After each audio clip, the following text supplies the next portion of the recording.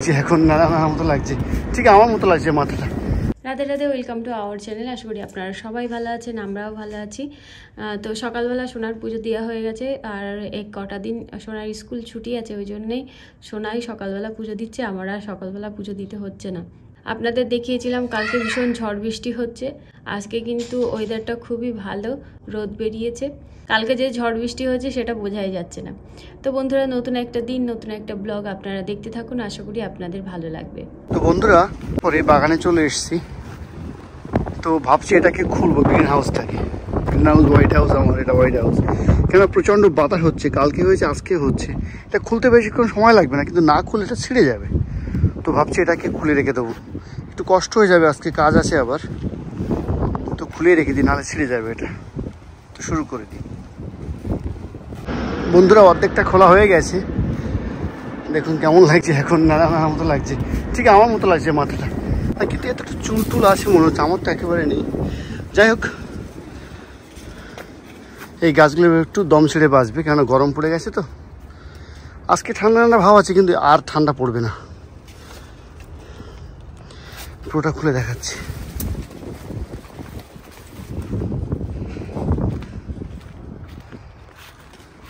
সব তো খোলা হয়ে গেছে বন্ধুরা, শুধু এই জাল জাল মতো এই যে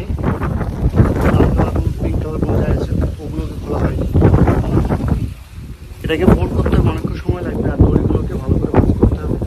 আর ওই যে প্লাস্টিকটা আছে ওটাকে ভালো করে ফোল্ড করতে হবে, এই করতেই সময় লেগে যাবে।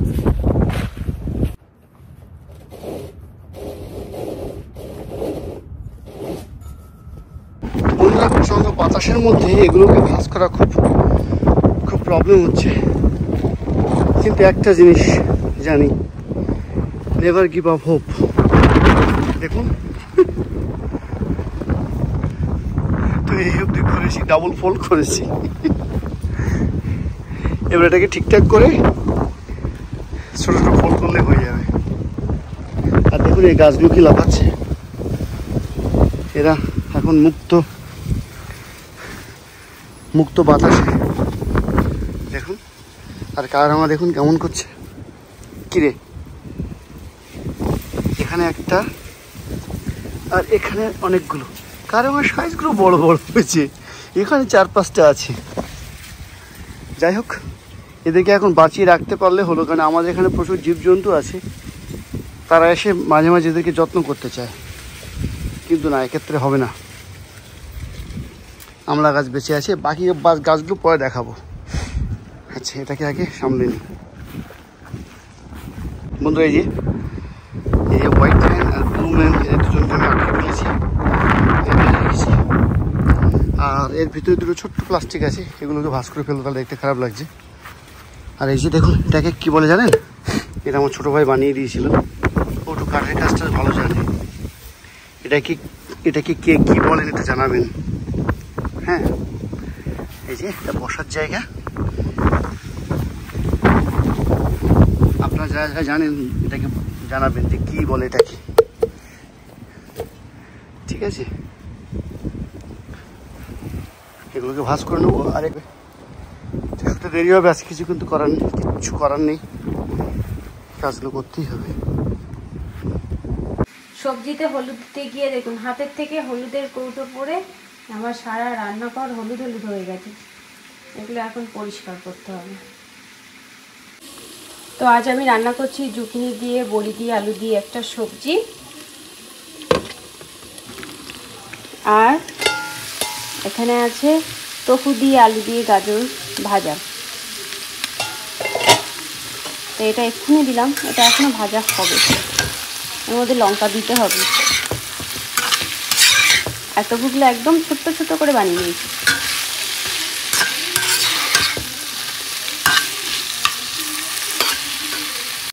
তো বন্ধুরা, দুপুরবেলা আমাদের খাওয়া দাওয়া হয়ে গেছে, এখন 4:30 বাজতে যায়, বাচ্চাদেরকে নিয়ে পড়াতে যাব। আর আমি একটুখানি মাথায় জল দিলাম, তার কারণ এইখানটা ব্যথা করছে। জানি ঠান্ডা লাগবে মাথায় জল দিলে, কিন্তু মাথায় জল দেওয়ার পর বেশ ভালো লাগছে, ওই জন্যই মাথায় জল দিলাম। বাচ্চাদেরকে রেডি করে দিয়েছি, তো এই আর 10-15 মিনিট পরেই আমরা বাচ্চাদেরকে নিয়ে পড়াতে যাব। আর সোনার বাবা আজ দুপুরবেলা খাওয়া দাওয়া করিনি। সোনার বাবা ডাকলাম তা বলছে যে এখন খাওয়া দাওয়া করবে না, ঘুম থেকে উঠে যখন কাজে যাবে তখন খাওয়া দাওয়া করবে। ওই ব্যাগটা নিয়ে যাবো না কিন্তু। এই যে এদিকাই মা, এদিকাই। এখানটা কি সুন্দর রোদ আসে দুপুরবেলা, মাঝে মাঝে এই সোফার উপরে শুয়ে পড়ি আমি, ভাল লাগে বেশ। এদিকে তাকাও। এই যে আমার মাকে রেডি করে দিয়েছি। কি হয়েছে ব্যাগে? ওই ব্যাগের মধ্যে মানে দেশের সারা জিনিসপত্র ভর্তি করা রয়েছে ব্যাগের মধ্যে। ওর মধ্যে আছে এমন কোনো জিনিস নেই। ব্যাগটা ভীষণ কিন্তু ভারী, তবুও ব্যাগটা ওরকম কাঁধে করে নিয়ে ঘুরে ঘুরে বেড়াচ্ছে। কি দেখবো? খুব সুন্দর হয়েছে ব্যাগটা, খুব সুন্দর হয়েছে। এই মাথায় জল দেওয়ার পর এবার নাক বন্ধ বন্ধ হচ্ছে, এবার নাক টানছি শুধু, কিন্তু মাথায় জল দিয়ে বেশ ভালো লাগছিল। কি তো চলুন বন্ধুরা। কি হচ্ছে? কি হচ্ছে? স্নো? এখন স্নো হচ্ছে? পাগল তুমি। আমি পাগল। তো বন্ধুরা চলুন কিছুক্ষণ চুলটা খুলে রেখে দিই না, এইদিকে ভিজে নেই, শুধু এইটুকু জায়গায় মাথায় জল দিয়েছে, এইটুকু জায়গায় ভিজে। হ্যাঁ তুমি ঘুমাবে, স্যান্টা আসবে, তারপরে হ্যাঁ তারপরে ও ক্রিসমাসে গিফট দেবে স্যান্টা এসে? ফিনিশ করতে হবে গিফট গুলো। এমা আমার জন্মদিনের গিফট গুলো তো আপনাদের সঙ্গে শেয়ার করা হলো না। দেখি আজকে ওদেরকে নিয়ে বাড়ি ফিরি, তারপরে দেখি গিফটগুলো শেয়ার করবো। আর আমি আজ দুবেলার জন্য রান্না করেছি। কুমন থেকে এসে পুজো টুজো করে কি, আচ্ছা ঠিক আছে আস্তে আস্তে বলছি কি। তো বন্ধুরা আজ আপনাদেরকে আমার বার্থডে গিফটগুলো শেয়ার করবো। কানে কানে কথা বলবি, পরে আসছি কথা বলতে। কি আচ্ছা ঠিক আছে, শান্ত আসবে।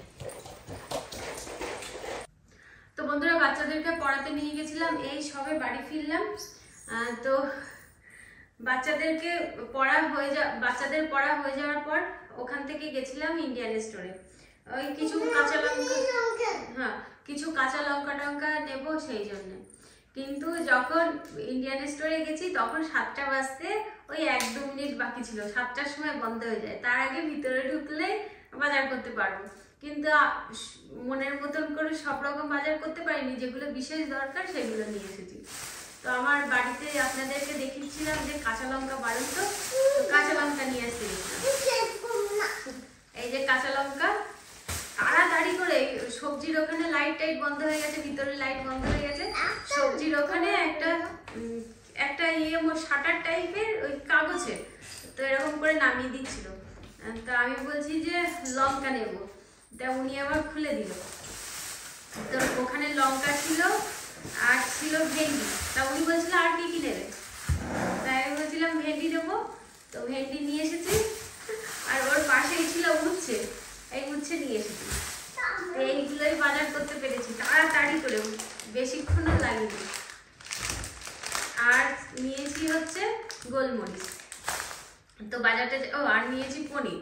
বাজার টাজার করে নিয়ে এসে যখন পে করছি, ওনারা তো চেনে, উনি বলছে কি আর কিছু নেবে তুমি, লাইট জ্বালাবো? তাই আমি বলছি না, তাই আমি বলছি যেগুলো আমার বেশি দরকার সেগুলো নিয়েছি, পরে আবার আসবো। তাই ওনারা বলছে লাইট জ্বালিয়ে দিয়ে, আমি বলছি না লাইট জ্বালাতে হবে না, পরে একসময় আসবো। তা বলছে ঠিক তো? তাই বলছি হ্যাঁ। পনির তাড়াহুড়োর মধ্যে তো পনির নিয়ে আসবো। এই পনিরও মানে সেই বাড়ির তৈরি করার পনিরের মতো অত টেস্ট লাগে না, তবুও ভালো লাগে। তো ছোট নিয়ে আসা হয়েছে। আর কিছু মানে বেগুন অতটা ভালো ছিল না, বেগুন দেখছিলাম কিন্তু বেগুনগুলো কেমন শুকনো ছিল, ওই জন্য বেগুন আর নিলাম না। এই যে এইগুলোই ইন্ডিয়ান স্টোর থেকে বাজার করেছি। আর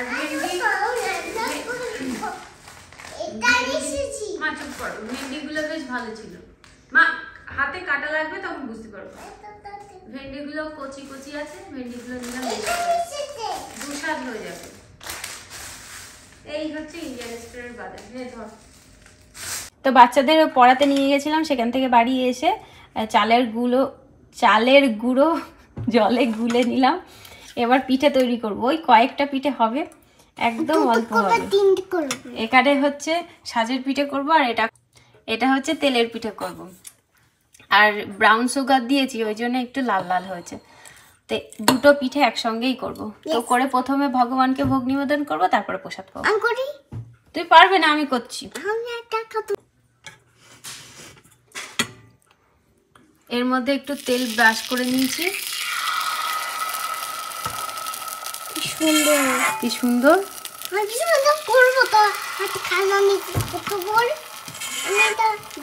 এটা খেলা করছি না মা, রান্না করছি। এটা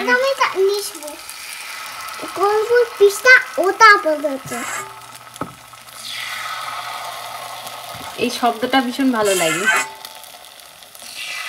এই দেখ কি সুন্দর হয়, শব্দ হয় না, সুন্দর শব্দ হচ্ছে, ভালো লাগে। এবার এটা ঢেকে দেব। না না তো করতে পারবে। তো পিঠেগুলো হয়ে গেল। পিঠের এই পাশটা হওয়ার জন্য একটু উল্টে দিলাম। এই পিঠেগুলো এইরকম ভাবেই রেখে দেবো, দুধের মধ্যে দেবো না। নরম আছে নাকি, হয়নি নাকি কাঁচা? আমি বারবার খুলে খুলে দেখছি, ওই জন্য ভুলতেও পারলো না আমার জন্য। এই পিঠে তৈরি করতে গেলে বারবার খুলতে হয় না, আমি বারবার খুলে খুলে দেখছি যে হয়েছে।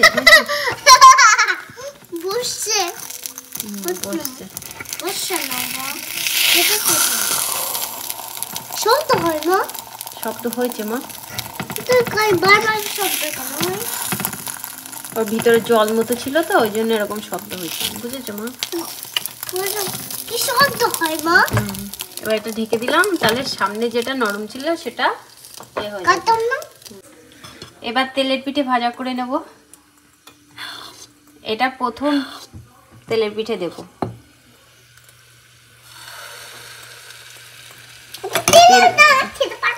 তেল মনে হয় ভালো গরম হয়নি, বুঝেছেন? এগুলো দিয়েছিলাম, ভেসে উঠলো, হয়ে গেছে। হ্যাঁ মা, বেবি।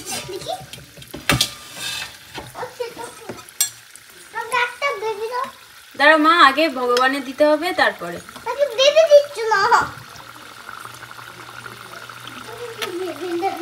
দেখি প্রথম ইয়েটা কেমন হয়, তাহলে বুঝবো যে ভালো হয়েছে। ফুললো না তো মা? ফুললো না তো? তেল কি গরম হয়ে গেল বেশি নাকি?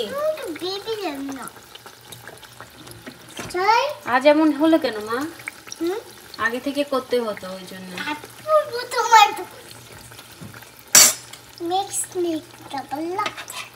তেলটা একটু গরম হোক, তারপরে দেবো। গরম হবে।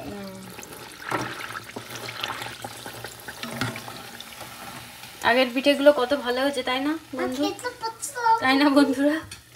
আজকের পিঠেটা কেমন হয়ে গেল? না, ওটা ওইটার মধ্যে অন্য পিঠে রাখবো, বেশি হবে না। ওই একবার পিঠে তৈরি করলাম, এটা হবে।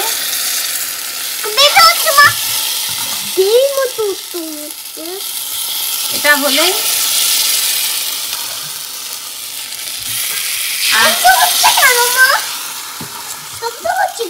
শব্দ হচ্ছে না।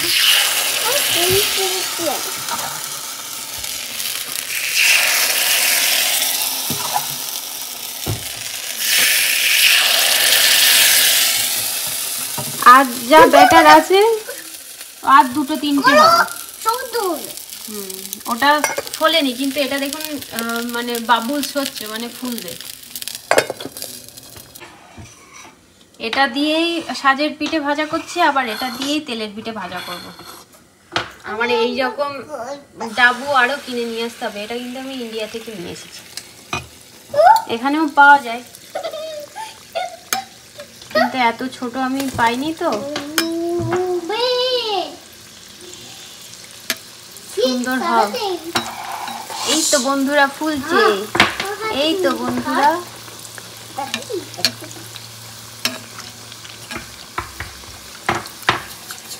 এই তো ফুল।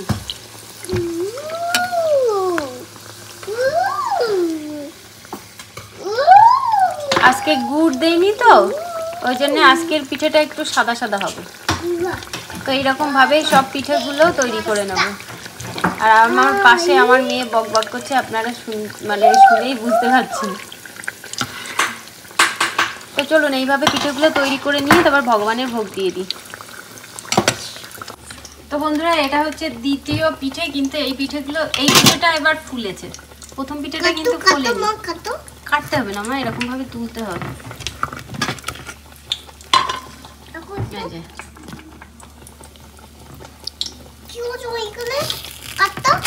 কাটতে হবে না, এরকম ভাবে তুলতে হবে। আমার ঠামাকে দেখতাম আগে, আমার ঠামা মা যখন পিঠে তৈরি করতো তখন কাঁচি দিয়ে এই পিঠেগুলো তুলতো। হ্যাঁ, দুটো ঠামা হয়। আমার তো ভাই অনেকগুলো ঠামা।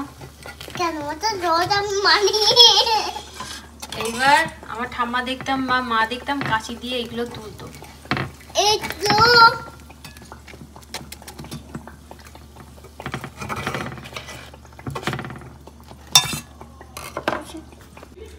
তো বন্ধুরা, এই যে আমার পিঠে তৈরি করা হয়ে গেছে।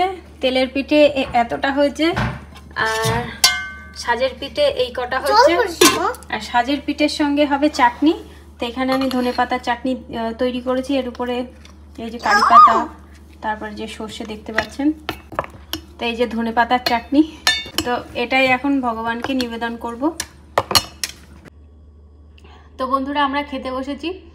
আর সাজের পিঠে দিয়ে এই ধনেপাতার চাটনিটা খেতে কিন্তু দারুণ লাগছে।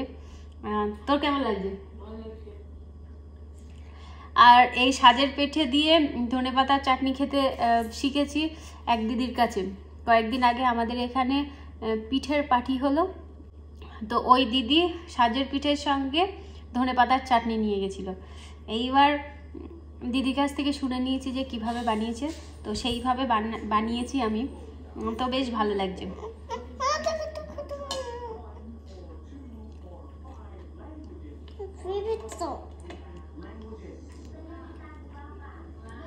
আর পিঠেগুলো কিন্তু নরম হয়েছে, খুব সুন্দর হয়েছে। আর আজ একটু ওই পিঠে বানাতে গিয়ে আমাদের খেতে দেরি হয়ে গেছে। আর ওই যে দেয়ালে দাগ দেখতে পাচ্ছেন, ওটা কিন্তু আমার মেয়েই করেছে। আমার মেয়ে যতদিন না বড় হচ্ছে ততদিন আর ঘর রং করা হবে না।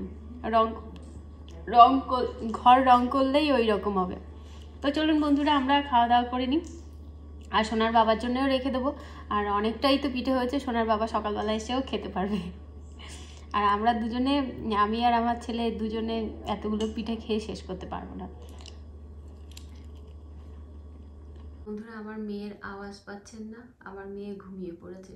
তো প্রথমে তো সোনা ঘুমাতে গেছে, তারপরে যখন আমি থালা বাসন মাজছিলাম তখন আমার মেয়ে বলছে, আমার পাশেই দাঁড়িয়েছিল। তো তখন বলছে যে মা আমার ঘুম পাচ্ছে। আমি বলছি যাও সোফার মধ্যে শুয়ে পড়ো। তো সোফার মধ্যে ঘুমাচ্ছে। তো আপনাদের সঙ্গে কথা বলার পর ওকে ঘরে নিয়ে যাব।